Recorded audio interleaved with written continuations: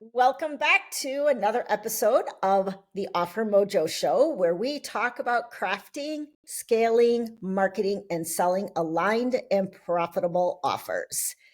Today's guest is going to be important. We're diving more, I would say, into the visibility part of your offers. Like, how do we get more eyes on our business, on our brand, on our offers? And our guest today is a podcast expert, but we're not going to take the regular approach to just get on a bunch of podcasts. This is going to be a more strategic episode, and we're going to dive into one, how do we be really, really strategic about what podcasts that we get on. It's not like we will burn out if we just start doing a ton of like random podcast episodes. Then we're going to talk about how do we be a very memorable guest that makes us shine.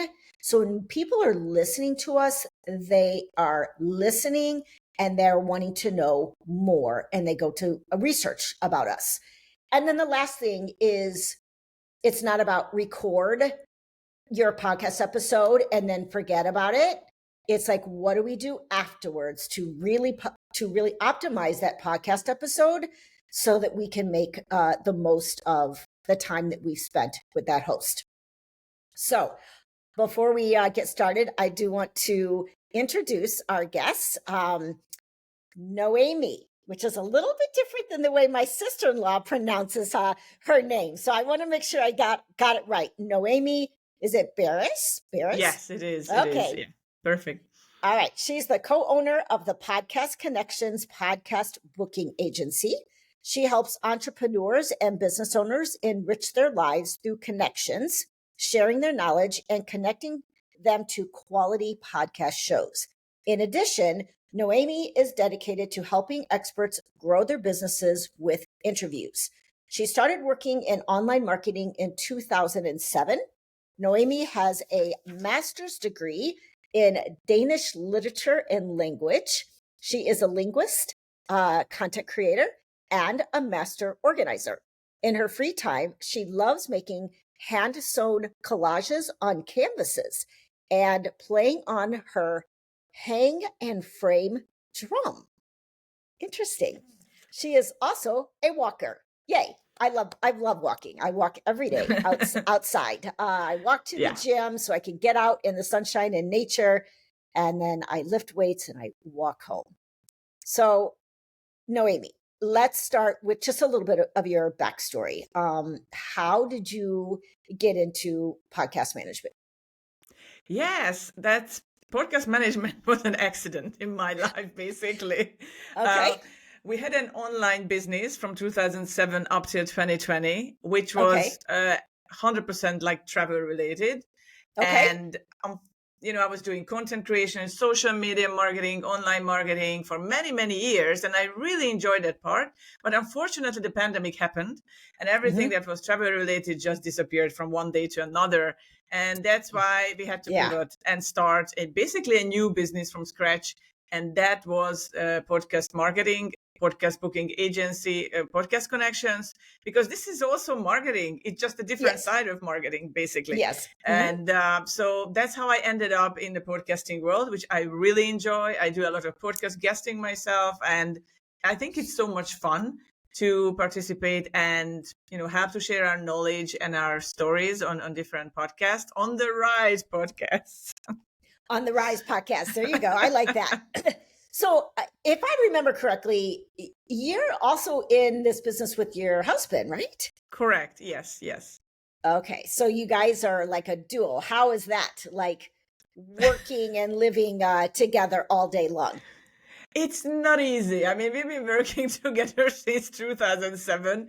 So many, many years. So, we all have our roles within the company, and that's good because, for example, I look after I'm kind of the face of the company, and he works in the background and he likes that. I do my sales calls. He does a lot of research. So we split the work for sure. Oh, I think that's the key when you work together. And you split the rooms that you work out of? Yes, we're trying our best to do that too. Yeah. It's so funny because like my spouse and I, when we were first together, she ran a general contracting business, and she's not like the operational kind of person or even a marketing kind of person. She's out there like, managing all the guys, getting all the projects done. And I would handle like her marketing, and I would handle her bookkeeping, because like that wasn't even like existing for her. And I'm like, how can you like not manage your bookkeeping? Like, but anyway, it was like, oh my God, we were just like this with like differences in Yeah. like the finances. And not too long ago, she was like, what kind of business can we start? And I was just like, do you think we can actually be in business together? She's like, yeah, probably not. So yeah. The secret of a wrong relationship, for sure.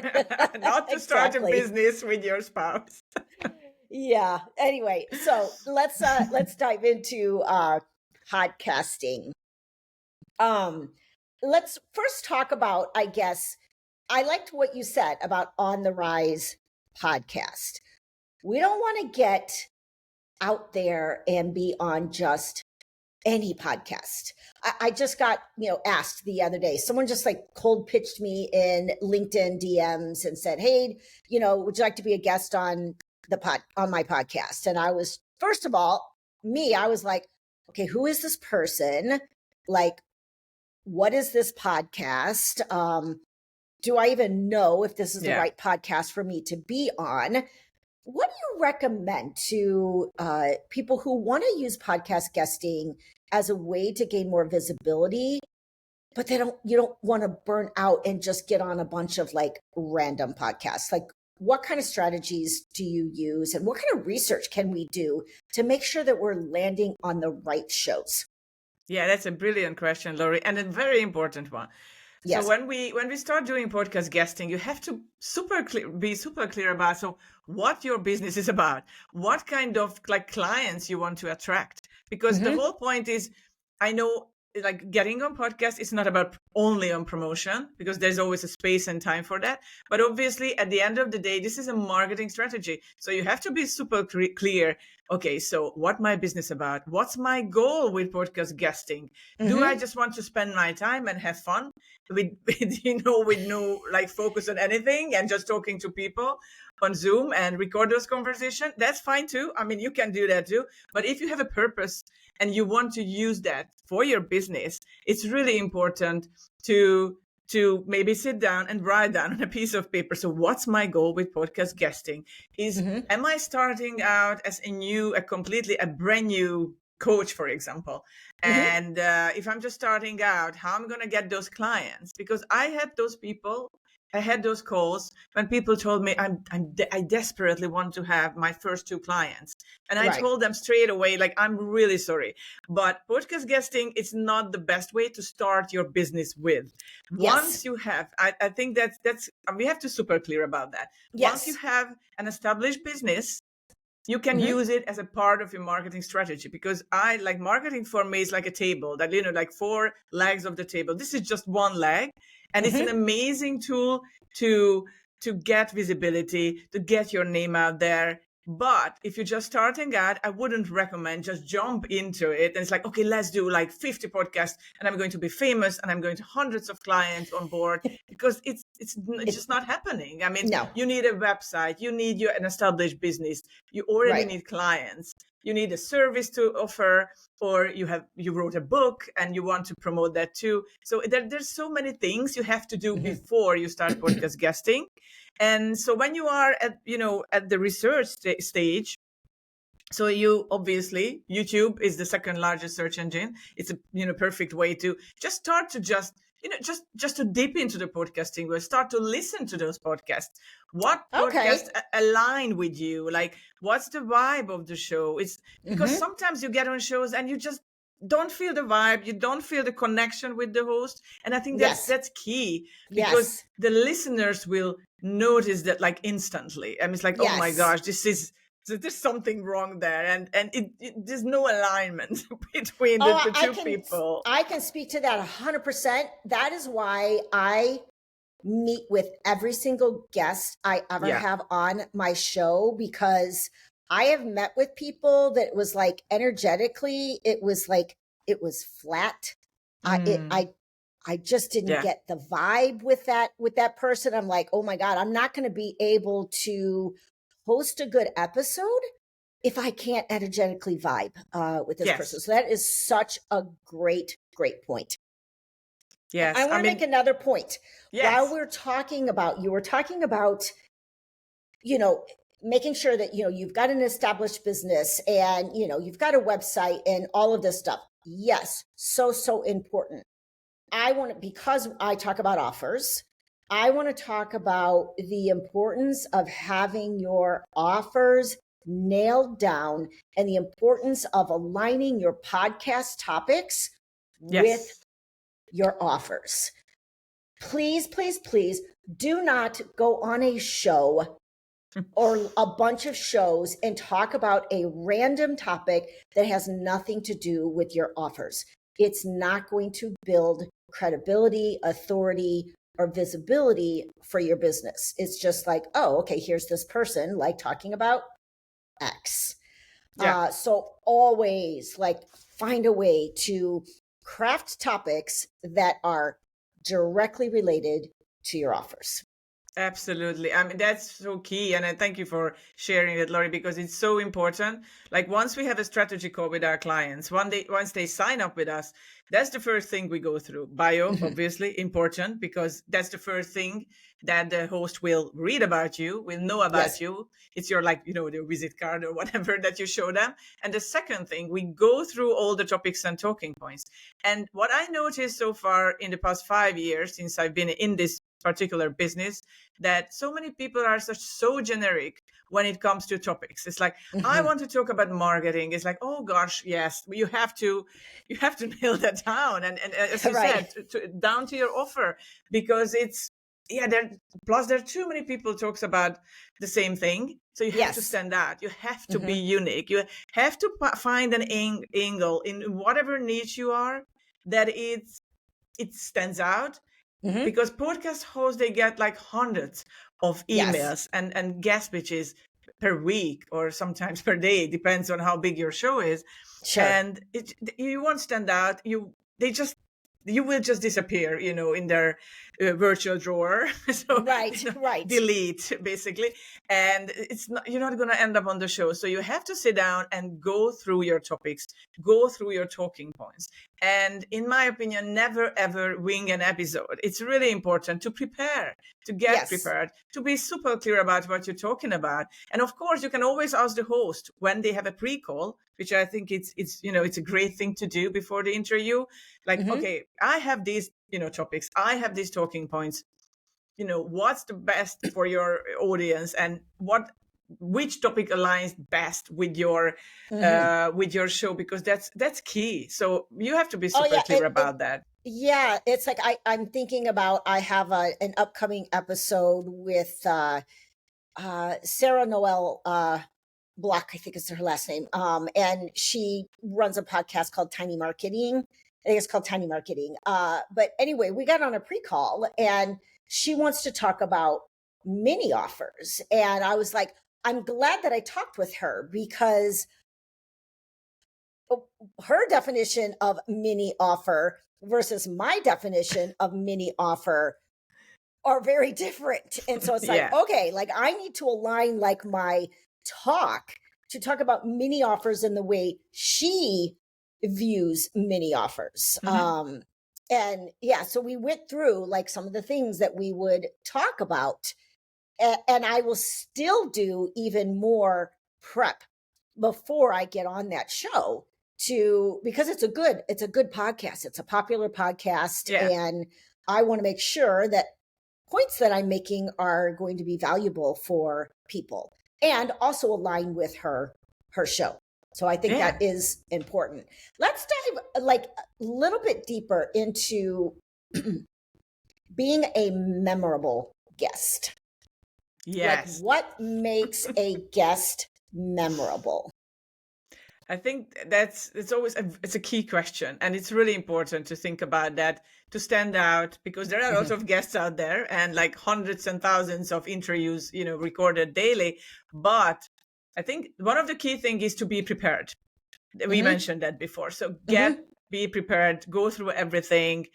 Don't schedule podcast tail to tail because you burn out, and the Right. listeners will feel that kind of vibe that like, oh my god, even the guest is bored on this show. It's like, how can you entertain someone? Because it doesn't matter what kind of niche you are, if you're sales, in marketing, or whatever niche you're covering, it can be still entertaining if you bring some sense of humor into the show, and Right. your personality, a smile, you're vulnerable, you're open about your story, and I think that's key. And you're not just talking about facts and the dry business part of things, Right. but your personality really shines through.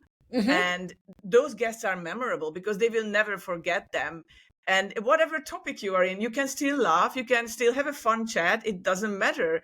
And Right. the most thing, it brings joy for both party and for the audience. That's key. And otherwise, like, who want to listen to a show when it was just like, oh my god, it's like, when they're gonna end that show? It's just so boring. So I think or it's like click, like click, stop, like done. I'm not going to listen to this anymore. Forget about that podcast, because they're like 200. I don't know how many podcasts do we have on the planet right now. It's like I don't even know, 3 million or whatever. Like the next one, so in line. So always give value, and not just promoting yourself, but give really value to the audience and to the show. But and then always leave the audience with a clear takeaway, something like tangible tips, tricks that they can use straight away, not something that you just came up with an idea. And also always start with a story, an interesting story, because story sells. And when you dive into a story about your life, about something that connects to the show and to your business, I mean, I think that's a standout guest, and that's how you can be a memorable guest. And and I think one of the things too that really makes a great guest, at least when I'm listening to podcasts, is authenticity and vulnerability, the ability to be human. Yeah. And not be afraid to talk about like things that maybe people like in the public would be like, oh my God, like I would never say that on a show. Like, but I do, because that's who I am. I'm very open. I'm very transparent. I'm very vulnerable. And like that to me makes like a really good guest. I listen to this one show by Michelle DeNeo called The Truth About Business. And what I really love about what makes her memorable for me is she just has this no bullshit type attitude where she just like says what's on her mind in a very heart-centered way. Like she isn't afraid to address like business topics that people are thinking and like, but don't want to say anything about it like out loud. She will say it out loud, and she will like pour her heart into it. And it's just she captivates me because she's so human and so relatable, and she's willing to take the risks of talking about things that people want to go, they avoid. Those are like taboo or something like that. Don't say that. Like, and that's kind of like how I am even as a content creator. Some people like will probably think, oh my God, like she shared that. Like, it's like, yeah, like I shared that because I'm a human being. And I think we relate to human beings. But I love the ideas of like stories. I think another thing that really like makes episodes sometimes stand out for me is like these really creative and innovative like sound bites. Like when you can make the host go, oh my God, yes, like that's such a like, I'm going to remember that or whatever.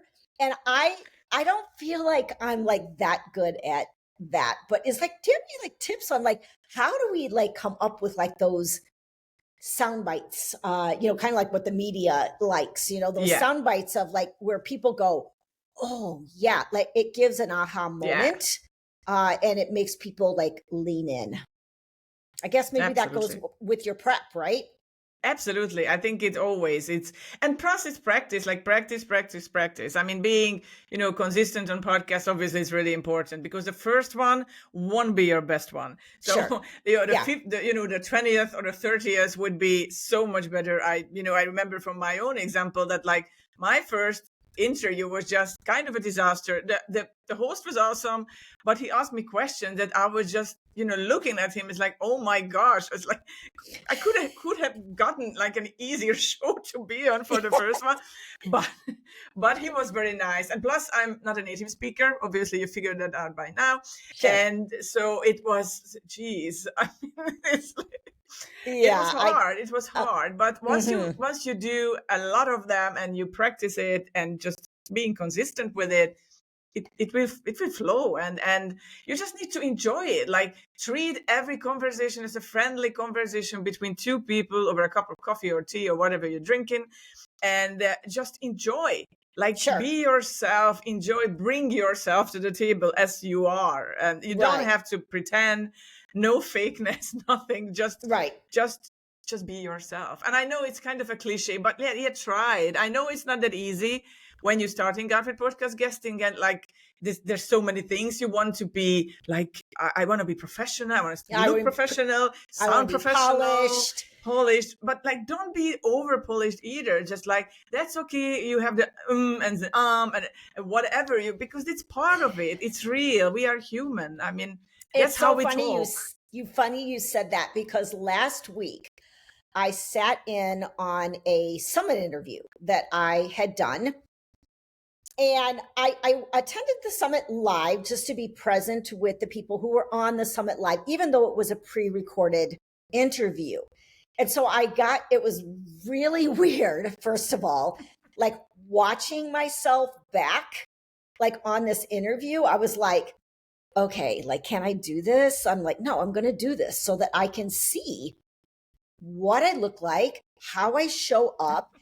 And what I noticed were two kind of contrasting things. One was I really felt like I had very magnetic energy. I really knew what I was talking about. I definitely sounded very professional, expert, authority kind of vibe. But I'm an introvert, and I noticed like when the host would ask me something, I was processing like in my brain. Yeah. And trying to think about how do I want to word this? How do I want to, like, what story can I come out with that will, and so I would, instead of like just pausing and being silent like this, I was like, and I'm like, oh my God, Lori, you are saying, way too much. But it gave me the awareness that I need. So if you ever are on a podcast and you want to get better as being a guest, go back, watch yourself on that podcast and see how you show up, see what kind of energy is coming out, see where you can improve. I'm very conscious now about pausing and allowing there to be silence. Well, and that now allows people to process as well, instead of going, well, like, because we're uncomfortable with silence. True story. And so we have to feel like we fill the void with something, absolutely. Some kind of noise. You must watch yourself. Like I know I heard from so many people that they just can't stand themselves. Like, oh my God, I hate my voice. I hate my facial expression. I hate this. I hate that about myself. And it's like, what's going on, people? I mean, come on, that's you. I mean, this is part of your personality. I mean, like, I know it's not easy to watch yourself back, but it's a must. You need to do that. And what I Yes. realized with myself, that I make really weird facial expressions during an interview. And I was like, oh my God, what I was doing this, like, why my eyes and my mouth are like, it was like, so I was really, I started to be more conscious about what I'm doing with my face. And it's funny. Yeah, but it's an experience for sure. And you learn a lot from it. So yes, Yes. please I think, listen, watch back. Yeah. yeah, I think entrepreneurship in general, like whether we're diving deep into our offers, our branding, marketing, visibility, all of that brings up a lot of inner work that we need to do. And the more inner work that we do on ourselves, accepting ourselves, just owning our brilliance, the more we can show up authentically and vulnerably with an audience. So just continue. It's, oh my God, it's such a journey. I feel like entrepreneurship and parenting are the biggest catalyst for growth in your life. So I agree even with if that, you're not 100%. yeah, even if you've got reservations about, showing up, I've learned for myself, I do so much better in this type of an environment where it's just a one-on-one, casual, organic interview. If I'm on the spot and I have to make a presentation and like all eyes are like on me, I'm like, oh my God, like this is just not my sweet spot. My sweet spot is this, like, relationship driven, like, interviews. Yeah. So we've talked a lot. We've talked about like, being very intentional about the shows that we are getting on. And we've talked a lot about different ways that we can really stand out and be a memorable guest. So let's say you've had, a great interview and you're like, okay, great. I'm going to be reaching new audience members. Let me just go let the host get my episode out there and let me just go do everything else I do in my business. Wrong approach. Yeah. Boom. I ran a podcast in 2024 that was all about giving visibility to mission-driven brands.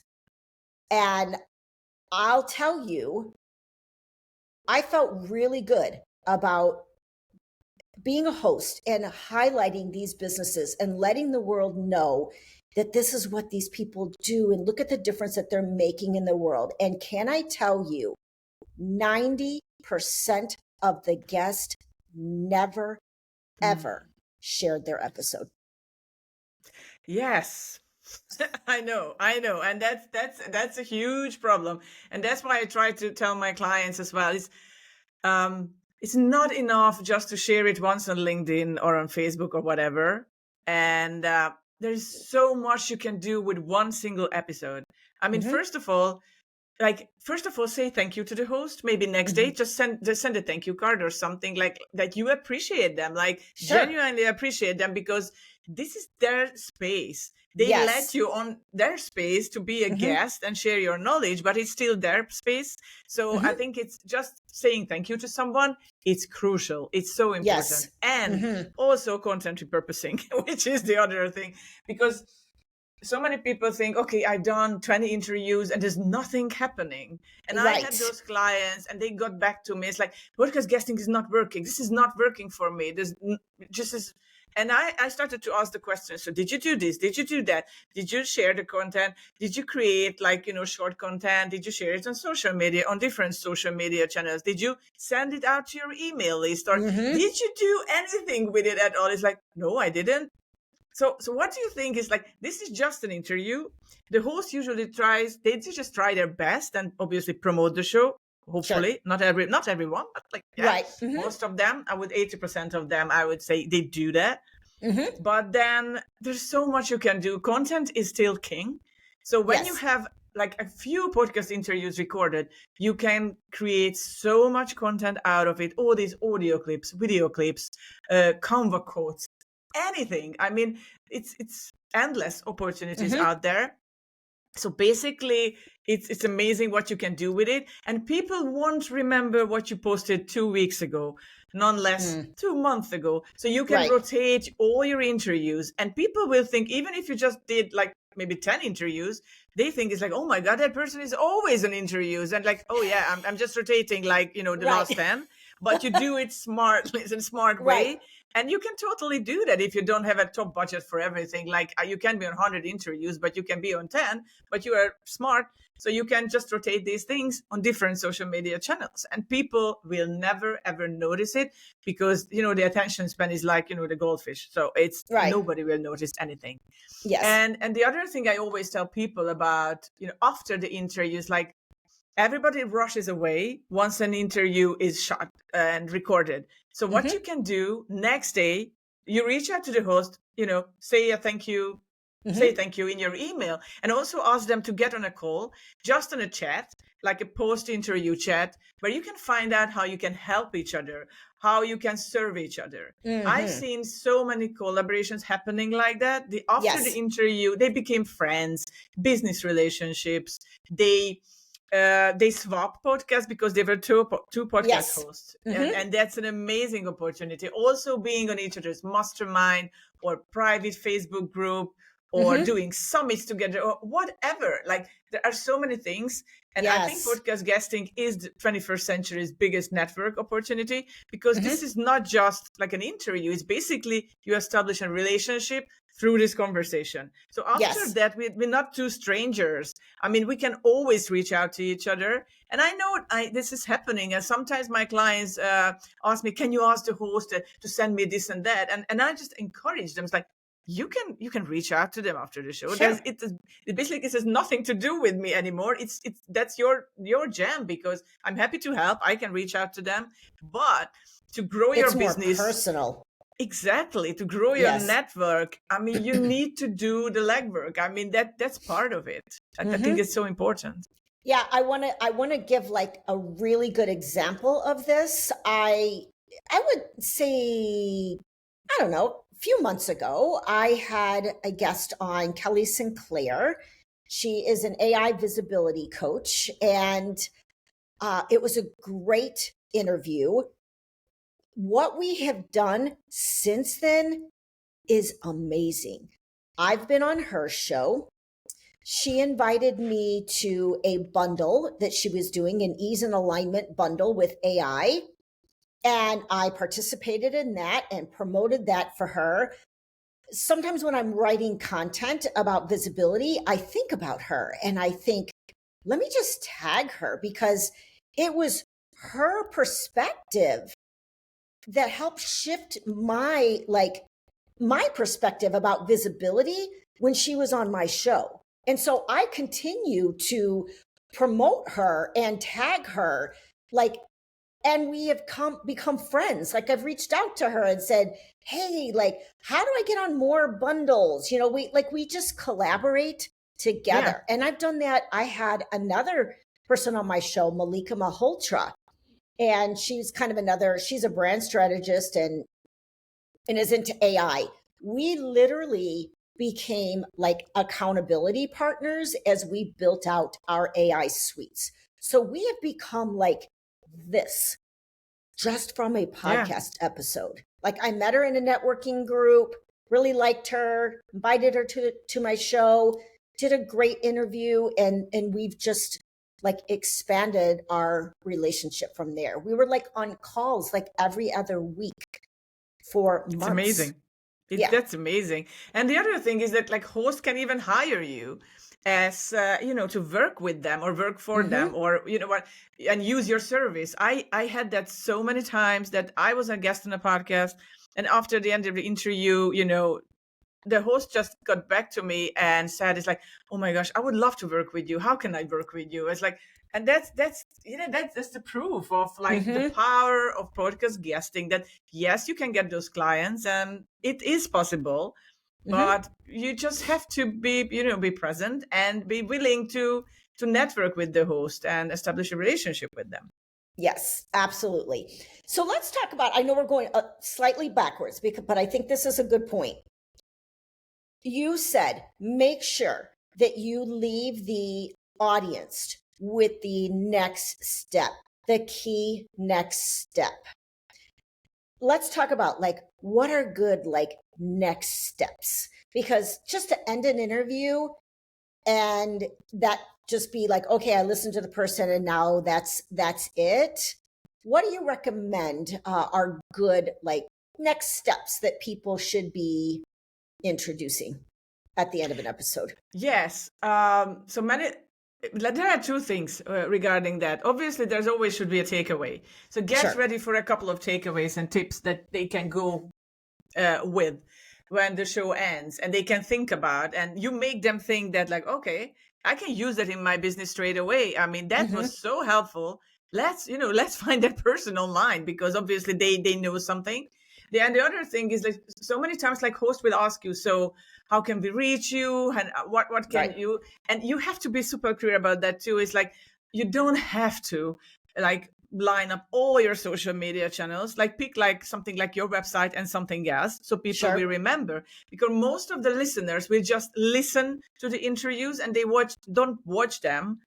So many times they are on the go, in the car, in the gym, cooking, whatever, walking the dog. So there's just something like the key takeaway, and then how they can, for example, reach out to you, the clear call to action, what to do with you, how to get in touch with you. Because there's so many people say, I have this website, I have this and that, and just too much information. It really confuses people. So again, be super clear about what are your last words. So I have a website, please, you can visit that. But if you want to, just reach out to me on LinkedIn, type my name in. I use that, for example, a lot. And let's chat. Let's try to figure out how we can help each other. And that's it. It just make you more reachable, easy, approachable for people. Not just someone. It's like, okay, you have to enter all your details, and you can get a discovery call on me. And there's like, the red light. Oh my God, they're gonna sell me something. And that's not like, first of all, just be genuine about like, you just want to chat, or you just want people approach you, but there's nothing to lose for them, because okay, you have a chat and that's it. Yeah. I like that approach, because most of the time, people are trying to, I think, get people on their email list. So they're offering like a lead magnet, and sometimes, like I do think my lead magnet is very, very valuable. And so I will offer that, just because for me, it's value add. It's like, okay, if you don't feel confident about your offer and you want to just kind of test what are the strengths and the gaps in your offer, go ahead, download that that lead magnet. But I do like I like the idea of like, reach out to me on LinkedIn. Let's just have a chat, or even offering, I think, maybe another podcast episode that you've been on.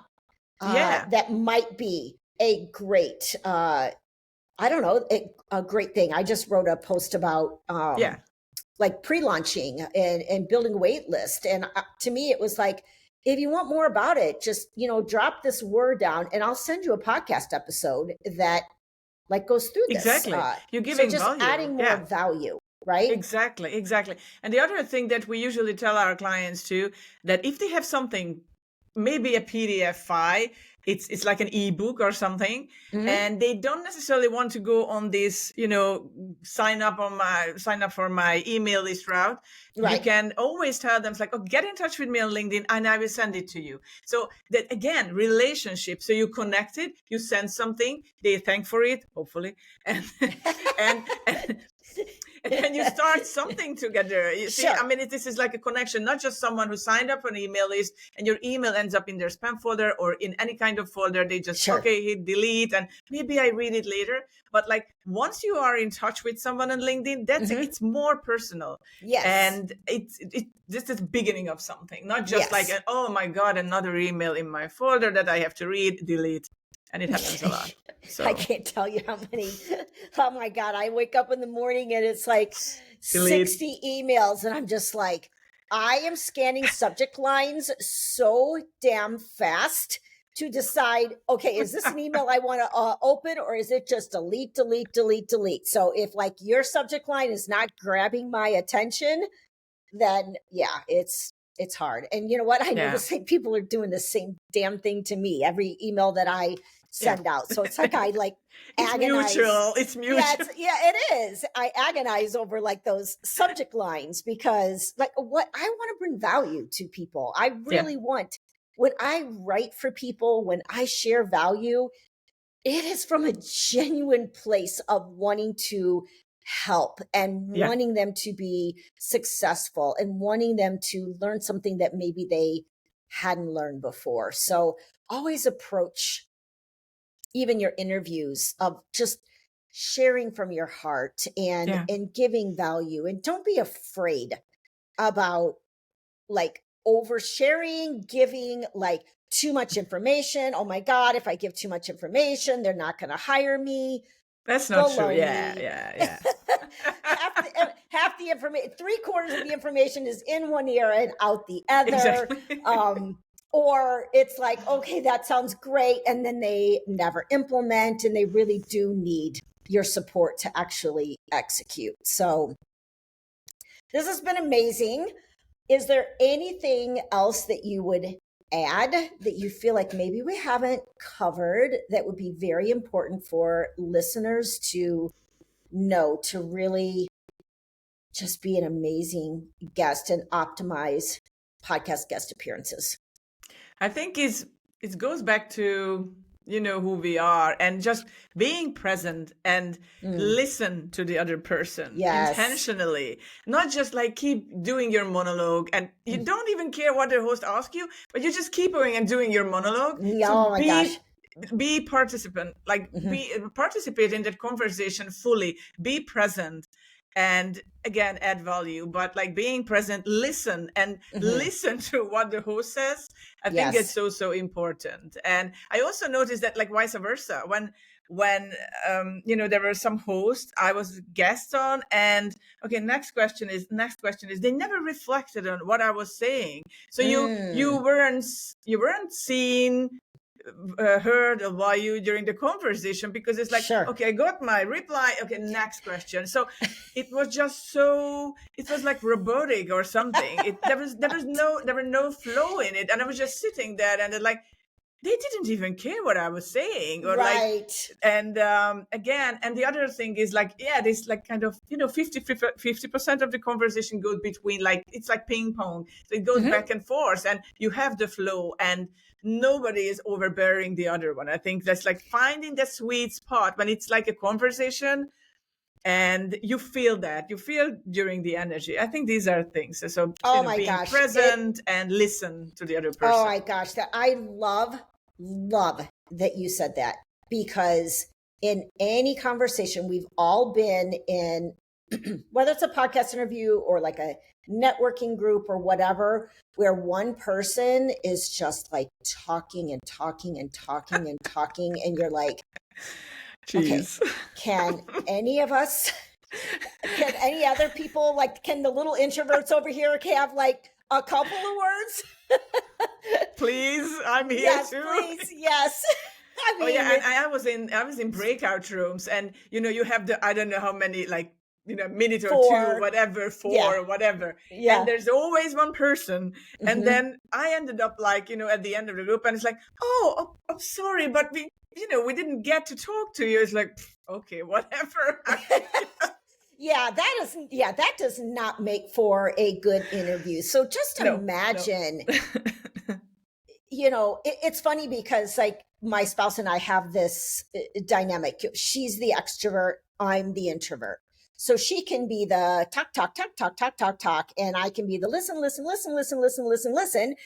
And, but in the last year or so, she's become more aware that she can really dominate a conversation. And she's constantly saying to me, I'm working really, really hard to be a better listener. Oh, I'm working yeah. really hard to be a better listener. And sometimes when we're in like, you know, like a group of 4 or something, and she's like talking, like I hit her leg, like with my leg, like let other people talk, please. So yeah, it's such a good point. We do need to, it does need to be the ping pong back and forth, deeply listening to what that person is saying and feeding off of that. That's what makes a really great conversation and a really great podcast interview. And plus, you can learn so much from each other. Like, even if you're a guest or a host, you always learn something during the conversation. You always go away with something. It's amazing. So that's why you need to listen. Oh, yeah, 100%. I am definitely have taken things from this interview that I'm going to use in my upcoming interview with Tiny Marketing. So I'm definitely learned a lot. So let's let listeners know exactly what you do and how they can get in touch with you if they want to explore a relationship with you. Absolutely. So I run a podcast booking agency called Podcast Connections. We help entrepreneurs, business owners to get on quality podcast shows like yours and share their knowledge and share their stories. That's what we do. We provide them with a done for you service. So we do everything for them. Okay.